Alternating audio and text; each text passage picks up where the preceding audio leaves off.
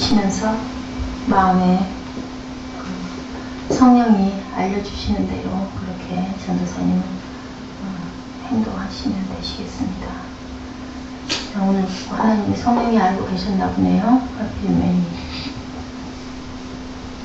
다윗의 죽음 직전에 유언을 이렇게 알기만 한 것처럼 제가 어젯밤에 알았더라면 그래서라고 할 건데 이렇습니다. 하나님께서는 1.1획도 변함이 없으시고 그리고 항상 다 알고 계시고 예배하시는 그런 좋으신 하나님의 그 뜻을 우리가 모르는 게 항상 그게 부족하고 안타까울 뿐입니다.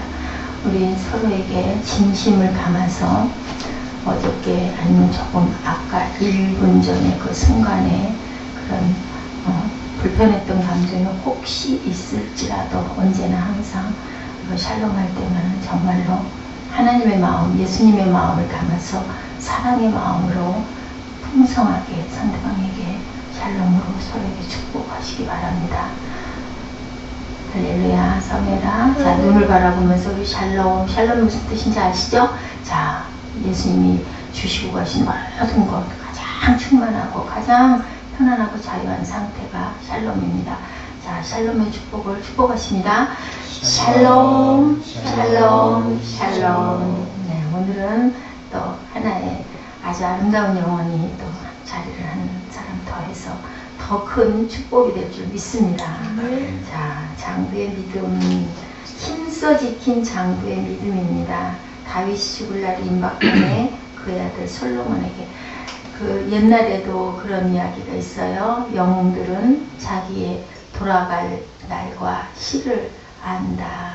꼭 영웅뿐만이 아니라 깊이 생활을 깊이 기도하는 자세로 살아간 설령 하나님을 모르고 산 우리 그 선조들조차도 보면은 이렇게 아침에 고요하게 묵상을 하고 그러신 분들이 있으시죠. 크리스찬들이 아니어도 그런 분들은 자신의 그 돌아갈 날을 알아서 돌아갈 때가 가까워지면 그런 말씀들을 많이 하셨다라고 저희 그 선조들이 얘기를 하시는 걸 저도 들었어요.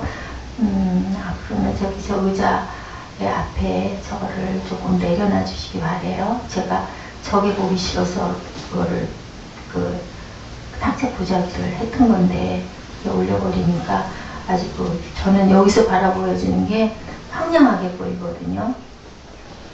그거를 좀 내려놔 주시고 속에 막 박스가 보이고 그래서 제가 그게 참 싫었었어요. 다윗은 히브리인들이 가장 존경하는 입지진전의 인물이죠. 모든 것들을 다 많이 이루고 그리고 나라를 부강하기 위해서 잘 살게 했고 근데 이 다윗의 인생이 어땠습니까? 목동 생활을 하고 그 10대 후반에 누구로부터 기름을 받았어요. 사무엘 선지자로부터. 네, 사무엘 하나가 저기 앉아있네요. 하나님은 이때 저렇게 사무엘이 나올 것도 알고 계셨어요. 그죠? 이름이 바뀌어서 새생명 새벽교회 요날 요 시간에 이렇게 앉아서 예배를 드릴 것이다. 한나가 이렇게 예배를 진행할 것이다.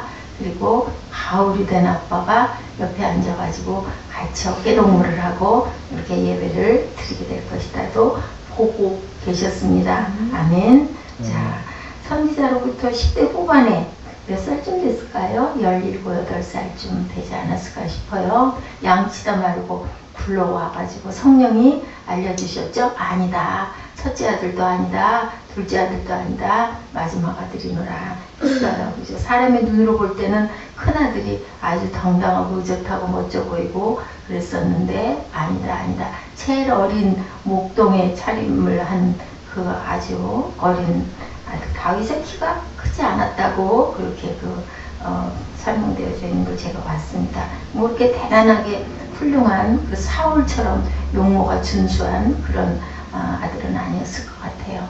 잘생겼던 사람은 알렉산드리아가 그렇게 알렉산드라 그 왕이 이렇게 잘생겨서 아주 그렇게 많은 여인들이 정말 그 모습을 봤어요. 사진을 우리 저 박사원에서 봤는데 그 많은 나라들 그렇게 점령을 해서 도시 이름이 생겼죠. 알렉산드리아라는 고난도 실은 생겼더라고요. 이렇게 차기 왕으로 지명이 됐지만 몇 년 동안 고난의 세월을 겪었으니까 10년 넘은 고난의 세월을 도망다니는 세월을 받았죠. 그리고 나서 왕으로 주기 위해서 몇 년 동안 40년간 통일왕국을 치리했어요. 몇 살로 70세 일기로 이제 하나님께 돌아가는, 누구의 품에 안겨요? 하나님의 품에 우리는 한 번씩은 다 안겨요. 그렇기 때문에 미리 내가 갈 곳이 어디다, 내가 갈 고향이 있기 때문에 항상 그 고향을 바라보고 그리고 기도하고 또한 하나님과 늘 교통하는 저 여러분들, 복된 여러분들 되시기 바랍니다. 교회를 다닌다고만 해도, 뜰을 밟았다고만 해도 여러분들 아시죠? 경건의 모양만 있어서는 온전한 하나님의 자녀로 품에 안길 수 없을 줄 믿습니다. 예, 후계자로 지명되고 나서 누구에게, 솔로몬에게 아주 단순한, 아주 짧은 유언을 그렇게 남긴 그런 모습. 다윗은 죽음이 임박함을 알았죠. 그리고 또한 죽음을 담담하게, 부활의 신앙을 갖고 있는 사람들은 죽음 자체를 그렇게 두려워하지 않죠. 예, 두려워하지 않습니다. 어떻게 보면 또 사모하는 마음이 있을 수도 있어요. 세상의 삶이 공부하면 공부할수록 또한 천국의 휴식과 평안을, 영생의 평안을 이렇게 사모하고 기다려질 수 있겠다 싶어요. 세상에서 명예와 권력과 부와 많은 것들 갖고 있는 사람들은 연연하죠. 진시황이 어떻게 했어요? 불로초를 영생을 하고 싶다. 구하러 가서 동방까지 갔다. 뭐 이런 그 전설적인 이야기들이 있는데 결국은 어땠을까요? 그 사람 영생했나요? 아니죠. 누구도 영생할 수 있는 사람은 없습니다. 그 뜻은 가장 위에 계신 하나님만 아시죠. 다윗이 죽을 날이 임박함에 그의 아들 솔로몬에게 명령하여 이르되 내가 이제 세상 모든 사람이 가는 길로 가게 되었노니 너는 힘써 대장부가 되라. 이렇게 얘기합니다. 모든 사람이 가는 길이죠. 피할 수가 없는 그런 길입니다. 아멘. 피하려고 하면 피하려고 할수록 점점 더 두려움만 커질 수밖에 없죠. 우리가 도망가면 얼마나 불안합니까? 아프다가도 다시 일어나기를 수없이 반복하며 우리는 살아가지만 언젠가는 연장이 안 될 때, 그때가 다가온다. 자, 히브리서 9장 27절 한번 찾아서 잠깐 읽어봐 주시기 바랍니다.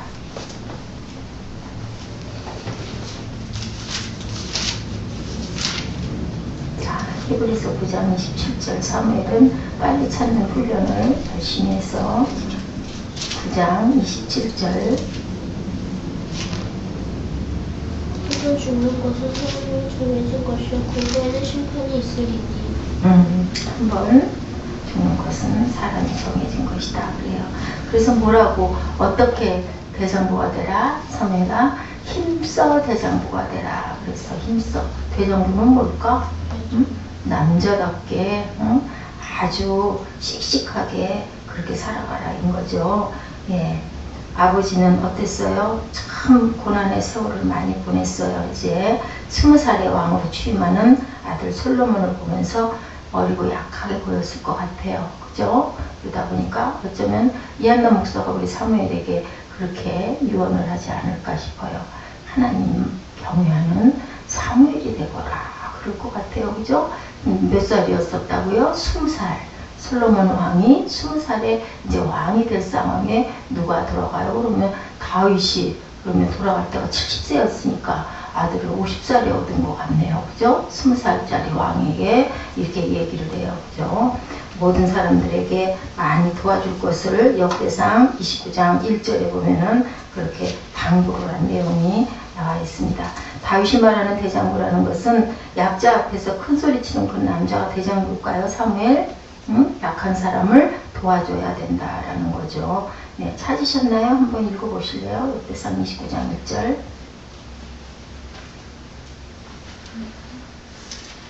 역대상 29장 1절.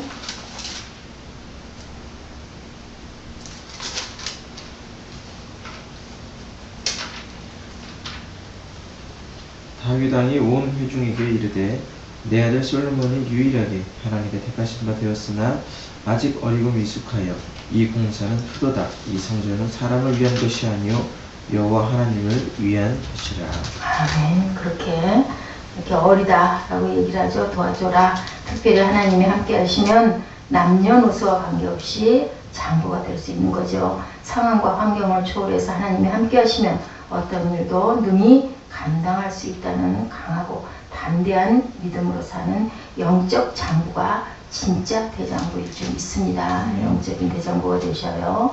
자, 빌립보서 4장 16절에 보니까 데살로니가에 있을 때에도 너희가 한 번뿐 아니라 두 번이나 나를 쓸 것을 보냈다.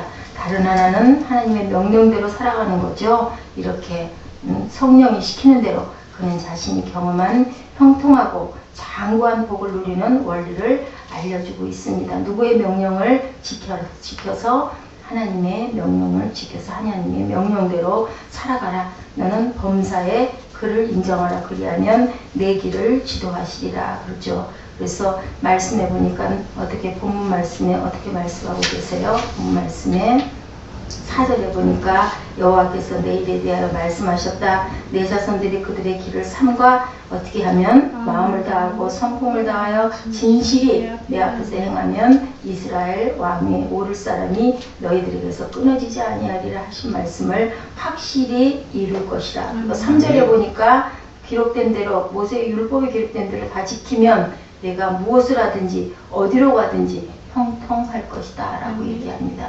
뭘 하든지 뭐를 하고 살든지 어디에 있든지 형통한 자.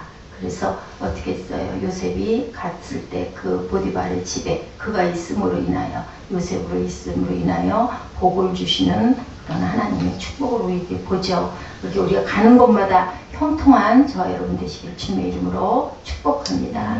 예, 대장부의 신앙과 인격이 어떻게 믿음의 장부가 되기 위해서 우리들은 어떻게 가야 할 것인지 하나님의 율법과 율례를 잘 지키면 어디에서든지 형통하리라. 하나님께서 이렇게 말씀하십니다. 말씀을 붙들고 사랑하고 사람끼리 서로 사랑하고 그리고 행하는 그 비결, 나의 말씀에 대한 자세는 과연 어떠해야 될 것인지 생각해 보시는 귀한 시간 되시기 바랍니다. 다윗이 죽음이 임박하게 되자 아들 솔로몬에게 말한 유언이 과연 첫째는 대장부가 되라. 모세의 율법이 뭐예요? 하나님을 경외하고 이웃을 내 몸과 같이 사랑해라 입니다. 우리들이 이렇게 자녀에게 유언할 때 다윗의 유언처럼 돈 잘 벌고 성공해서 잘 살아라, 내 재산을 잘 지켜라, 그게 아니라 하나님의 뜻대로 너희들 이렇게 살아가라, 순종하면서 살아가라, 이런 그런 다윗의 유언을 우리 모두도 이 다음에 할 수 있는 저와 여러분 되시기를 주님의 이름으로 축복합니다. 어떤 아버지가 있었답니다. 북극에 세 아들을 둔 아버지가 있었대요. 그래서 질문을 했다. 우리 아마 돈이 많은 아버지였던 것 같아요. 장사를 하던 아버지였던 것 같아요.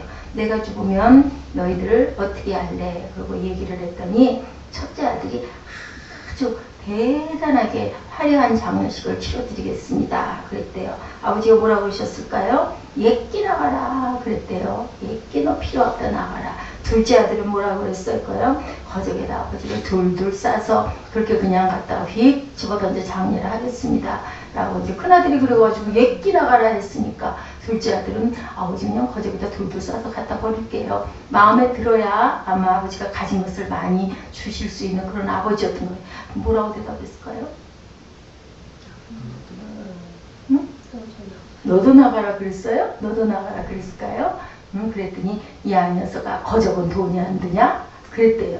그랬더니 셋째 아들이 뭐라 그러면 아버지 돌아간 시신을 어떻게 하겠다? 시신을 갖다가 고깃간에 갖다 팔겠습니다. 그렇게 얘기했다. 좀 무서워. 말도 안 되는 말이긴 한데 그런 얘기가 있었대요. 그랬더니 그래. 근데 내가 꼭 너한테 해줄 말이 한마디 있다. 절대로 외상으로 팔지는 말거라. 여러분들 어떻게 느끼세요? 참 무섭습니다. 그죠? 돌아갈 때까지도 그 물질의 연연함을 비우지 못하는 아주 그 좀 극단적인 얘기기는 하지만 자, 다윗의 유언과 얼마나 다른지 여러분들 생각해 보시기 바랍니다.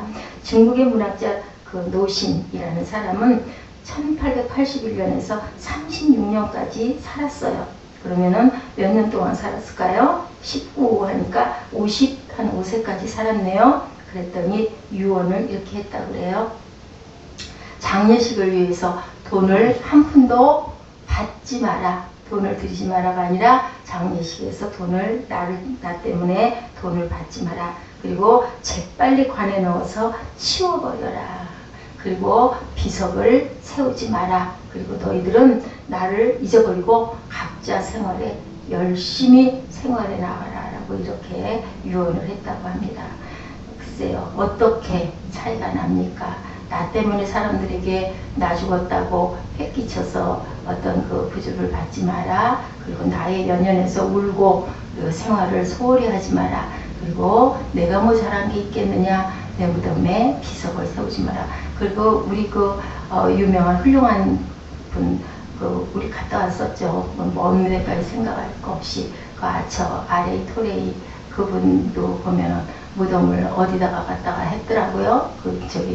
축대에다가 갖다가 이렇게 해서 대천도 신부님도 그렇게 땅을 사랑하고 아끼는 마음에 내가 있는 그 자리를 이렇게 차지하고 있는 게 하나님께 나는 그럴 만한 자격이 없다라는 그 겸손함과 순종으로 그 축대 자리에다가 이렇게 만들어가지고 거기다 이렇게 묻어서 아내하고 같이 이렇게 묻어놓은 것을 저희들이 참 감명 깊게 봤습니다. 우리나라 모든 선조들은 보면요, 이 무덤을 본인의 살 때 그 세력만큼 크게 왕들은 막 릉을 만들고 아닌 사람들도 그죠? 그 벼슬과 계급과 부에 따라서 그냥 그 크기가 다르죠. 묘가 이름도 없이 살다가 가난하게 죽은 사람들은 옛날에는 땅이 있었기 때문에 그냥 한 귀퉁이에다가 제대로 봉분도 안 하고 이렇게 묻히기도 하고 그래요. 그죠? 그래서 그 무덤들 정리하는 게 그런 게 참 큰 일로 대두가 됐습니다. 하나님이 터키의 이즈밀의 중심은 아시아 7교회가 있던 곳으로 이것은 하루아침에 기독교가 무슬림화된 그런 곳인데, 그 터키에서 지금 그렇게 많은 사람들이 죽어가고 있다고 합니다. 하나님이 계신 전에 로마의 황제가 있다가 모슬렘이 지배하는 곳으로 이렇게 바뀌었죠. 그리고 그것이 지금도 인류의 엄청난 재앙이 일어나서 하루에도 몇만 명씩 죽는 그런 사건으로 도움을 요청하는 그런 전화들이 선교사님들한테 끊임없이 오고 있다고 합니다. 1945년에 이에요. 8월 6일에 원자탄이 투하된 그 일본의 히로시마를 이렇게 관람했는데 보니까 정말로 그 귀한 그 훌륭했던 도시들이 폭삭 가라앉고 20만 명이 급사를 하였던 그런 장소, 그 종말의 핵이 우리 앞으로의 삶의 우리 미래의 그 핵이 문제일 것 같아요. 지금도 북한에서 핵을 어디다가 발사를 하니 이런 얘기들이 굉장히 위협스럽게 많이 오고 있죠. 계시록에 얘기한 불의 심판, 핵의 심판이 바로 이런 부분들의 예언이지 않았나 하는 생각을 합니다. 힘써 대장부가 되라고 하죠. 남의 칭찬에 들뜨지 말고 주위의 위협에도 겁내지 말고 굳세게 대장부가 되라. 인생의 인류의 문명들이 굉장히 발달돼서 우리가 살아가는데 큰 도움이 되기는 하지만 또한 그것이 무엇을 위협을 해요? 우리의 인생을, 생명을, 또한 이 세상을 하루아침에 수십 년, 수백 년, 수천 년 동안에 그러한 문화유산들이 다 땅속으로 묻혀버리는, 단순간에 묻혀버리는, 또 생태계들이 지금 엉망으로 무너져 내리는 그러한 일들은 우리 인간들이 만들어 놓은 어떤 여러 가지들로 인하여서 이렇게 무너져 내리고 있죠. 화려했던 비잔틴 제국도 오즈만의 침략으로 인하여서 하루아침에 몰락이 되어버립니다. 이렇게 그곳에 심오했던 익다니우스의 편지 중에 이런 내용이 있었다 그래요. 맹수들을 통해 내가 하나님께 나아갈 수 있으리라. 나는 그리스도의 순수한 떡으로 받쳐질 수 있도록 짐승들의 이빨에 찢겨야 할 하나님의 미랄이다. 누가 고백했을까요? 제가 어저께 말씀드렸었던 폴리캅이 그렇게 고백을 했대요. 그리고 또한 그리스도의 제자들이. 그래서 지금 이렇게 교회가 엄청나게 많은 교회들이 왜요? 그때 그 미랄들을 봄으로 인해서 후대들이 그 미랄에 감동을 해가지고 많은 사람들이 주님께 돌아올 수 있는 그러한 순교의 영혼들이 피 흘림이 있었기 때문에 어제 우리들 예배할 때 봤듯이 피가 없이는 무엇이 없어요? 생명과 부활이 없습니다. 그래서 일본 천황이 그렇게 고백을 했대죠. 우리나라는 순교가 없다. 대한민국은 그 많은 순교가 있었기 때문에 성령이 그 나라를 이렇게 이끌어서 갈수록 그죠 더욱더 부강한 나라가 되고 많은 선교의 나라의 문이 열렸다라는 그런 정치의 그 자기에 맞는 자리에서 고백을 했다는 얘기를 언젠가 들었습니다. 네. 주님의 뜻이 이루어지다라고 폴리카르는 돌아가기 직전에도 그렇게 얘기했다고 합니다. 그 사도 요한의 직계 제자였죠, 폴리카르이. 그래서 사도들과 많은 교분을 맺고 또한 서문학 교회에 감독으로 있다가 그러다가 돌아갔죠. 제15대 황제인 안토니오 피오 138년에서 161년 동안에 그때 그 핍박이 엄청났다고 합니다. 그때도 그렇게 조금도 겁나지 않게 나는 나를 이렇게 평생을 돌봐줬던 그 하나님을 86년 동안 내가 그분을 섬겼는데 그동안 그분은 한 번도 나를 부당하게 대우하신 적이 없다. 내가 어찌 이제까지 섬겨온 나의 왕 그리스도를 모독할 수가 있겠는가. 그렇게 하고 아주 화형이 돼서 돌아갔다고 그러죠. 그리고 이들의 삶이 모세 율법에 기록된 대로 지키라고 하신 말씀을 따라 사는 유언의 삶입니다. 나는 주의 명령을 어기는 것보다 내 주님께 순종하기 위해 죽음을 택했다. 이렇게 얘기를 하고 갈 수 있는, 그리고 그 시대, 그 시절에 내가 예수 믿습니다 라는 얘기를 하는 건 그건 뭐예요? 지금이야 뭐 예수 믿는다고 한다고 누가 이상하게 볼 사람이 없지만 그 시절에는 나는 크리스찬이다, 나는 하나님을 믿습니다 라는 그런 얘기를 하는 것은 생명을 거는 일이에요. 그래서 이런 이야기가 있더라고요. 알렉산드라 아버지 필립 왕은 항상 아침에 일어나면요 신하에게 해골을 쟁반에다 받쳐가지고 이렇게 자기에게 항상 문안을 하게 했다고 그래요. 왜냐하면 돌아갈 날에 대한 것을 기억하고 오늘도 정말로 하나님을 경외하며 열심히 살기 위한 그런 다짐을 하는 그런 의식을 했었다라는 그러한 그 얘기가 전해 내려오고 있어요. 그리고 한동안 그래도 제가 말씀드렸죠. 아침에 일어나면 인사가 뭐라고요? 메멘토 모리 하고 인사했다고 그러죠. 그 고대에는 너의 그 돌아갈 날을 기억해라. 너의 죽음을 기억해라. 그게 아주 우리가 생각하기에는 아유 무슨 아침에 그렇게 으시시한 말을 해. 근데 그게 아니라 우리 한 번 더 경각심을 갖자. 우리는 한 번은 돌아갈 거니 오늘을 어떻게 살 것인가? 어떤 날처럼 마지막 날처럼 살아가는 저 여러분 되시기를 주님의 이름으로 축복합니다. 어디로 가든지 산에 가든지 바다에 가든지 동으로 가든지 서로 가든지 하나님은 말씀하고 계세요. 우리가 이곳에 있든지 어떤 또 다른 곳으로 가든지 네가 내 율례를 지키고 나의 행하라고 하신 대로 하나님을 경외하고 사랑하고 내 이웃을 사랑하면 너는 형통한 자가 될지라. 형통하다라는 건 무엇을 하든지 어디에 있든지 너에게 복을 주시겠다. 무슨 복을? 부활의 영광의 복을 네가 이미 받았다라고 이 아침에도 저와 여러분들에게 말씀하고 계시는 하나님의 음성을 여러분들이 들으셨을 줄로 믿습니다. 일어서셔서 요한복음 8장 31절에서 47절까지의 말씀 두 분이 교독하시고 그리고 고백하는 시간 갖도록 하겠습니다. 요한복음 8장 31절부터 47절입니다.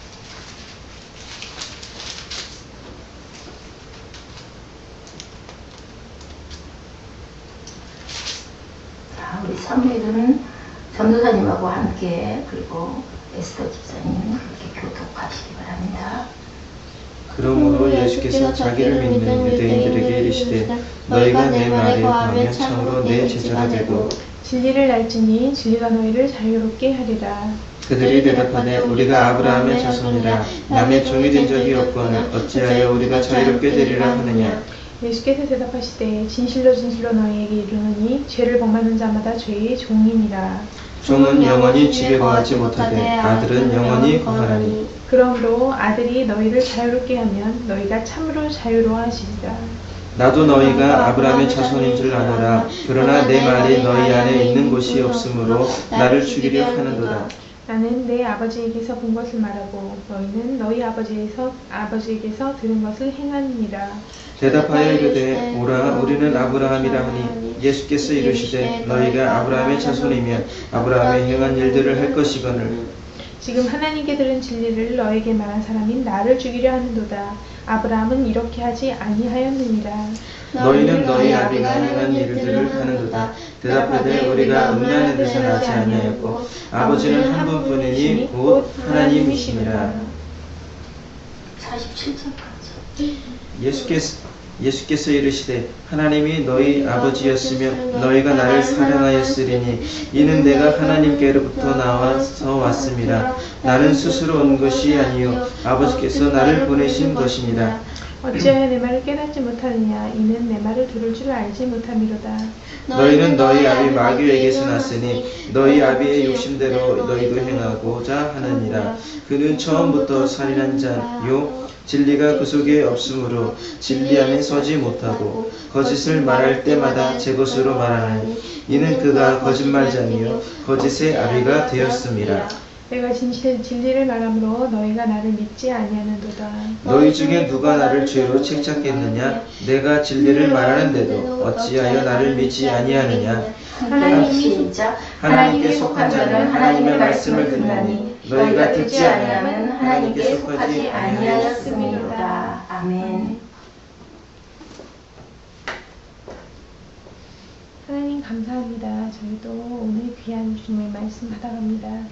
주님께서 말씀하시기를 내 하나님의 야훼의 명령을 지켜 그 길로 행하여 그 법률과 계명과 율례와 증거를 모세의 율법에 기록된 대로 지키라. 그리하면 내가 무엇을 하든지 어디로 행하든지 형통하리라 말씀하셨습니다. 하나님 저희를 마음속에 주님이 말씀하시는 그 뜻과 또한 그 계명과 그 율례를 저희들 마음에 품고 또한 그 율례를 지키면 저희들 주님 사랑하는 그 마음으로 인해서 그 힘으로 저희들 할 수 있음을 알고 있습니다. 주님께서 예비하신 그 길을 나아갈 때 주님 저희들 주님의 뜻대로 행하여 나아갈 수 있도록 하여 주시고 또한 주님이 말씀하시는 바를 저희들 들을 수 있도록 하여 주시며 저희들 그로 인해서 주님께서 계획하신 많은 일들을 주님과 함께 동행하며 이루어 나갈 수 있도록 주님 함께 해 주시옵소서. 저희들 마음 곁에 함께 해 주시고 오늘 또한 저희들 주님께서 바라보시는 온전한 삶을 주님께 드릴 수 있는 귀한 하루 될 수 있도록 주님 축복하여 주시옵소서. 모든 것을 예수 그리스도의 이름으로 감사히 기도드렸습니다. 아버지 하나님 감사합니다. 오늘 또한 귀한 은혜의 말씀으로 또한 저희들에게 다시 한번 깨닫게 해주시고 우리들의 믿음을 다시 한번 뒤돌아볼 수 있는 시간 되게 해주심을 감사드립니다. 사람이 죽는 것은 한번 정해진 것이요 그 후에는 하나님의 심판이 있다고 말씀하셨습니다. 예수님께서 이 땅에 오실 때 하나님의 권세와 권능을 가지고 오셨습니다. 그리고 예수님께서 이 땅에 오심으로 우리들의 하나님 심판의 하나님 그러한 자리에 보좌에 앉으셨던 예수님 아버지 우리가 예수님을 믿고 나아갈 땐 예수님께서는 우리를 심판하지 아니하고 정죄하지 않는다고 주님 말씀하셨습니다. 우리들의 모습과 우리들의 신앙이 정말 온전히 주님을 향해 주님의 마음에 합당한 자들 될 수 있도록 하여 주시옵시고 마음을 다하고 힘을 다하여 주 하나님을 섬길 수 있도록 하여 주시옵소서. 진리가 우리를 자유케 한다 합니다. 또한 그 진리 가운데 말씀이 하나님 우리들 자유하게 함을 우리가 이 시간 고백합니다. 말씀에 순종하게 도와주시옵시고 세상에 헛된 헛물을 키지 않도록 하여 주시옵시고 세상에 있는 것을 쫓고 세상에 있는 것을 생각하지 아니하고 오직 하나님께서 주시는 그 영광을 바라보며 나아가는 저희들 되게 하여 주시옵소서. 너를 위하여 핍박받는 자는 복이 있나니 저희가 하나님 천국을 볼 것이라고 천국의 것이라고 하나님 말씀하셨습니다. 우리에게 하나님 그 어떤 고난도 우리에게 그 어떤 역경도 하나님의 자녀가 됨을 고백할 때 우리 모두가 다 그것을 능히 이기며 감당할 수 있는 그런 제목들을 줄 수 있도록 하여 주시옵소서. 오늘도 귀한 하루 은혜의 말씀 주셨사오니 이 말씀을 붙잡고 하루 예막 가운데 살아나가며 어디에 있든지 승리와 어디에 있든지 쾌거와 어디에 있든지 감사와 영광을 누릴 수 있는 저희를 되게 하여 주시옵소서. 예수 그리스도의 이름 받들어 감사드렸습니다. 예수께서 대답하시되 진실로 진실로 너에게 이르노니 죄를 범하는 자마다 죄의 종이라. 종은 영원히 집에 거하지 못하되 아들은 영원히 거하나니 그러므로 아들이 너희를 자유롭게 하면 너희가 참으로 자유로우리라. 아멘. 하늘에 계신 우리 아버지여 이름이 거룩히 여김을 받으시오며 나라의 임하옵시며 뜻이 하늘에서 이룬 것 같이 이 땅에서도 이루어지리다. 오늘 우리에게 일용할 양식을 주옵시고 우리가 우리에게 죄진 자를 사하여 준 것 같이 우리의 죄를 사하여 주옵시고 우리를 시험에 들게 하지 마옵시며 다만 악에서 구하옵소서. 나라와 권세와 영광이 아버지께 영원히 있사옵나이다. 아멘.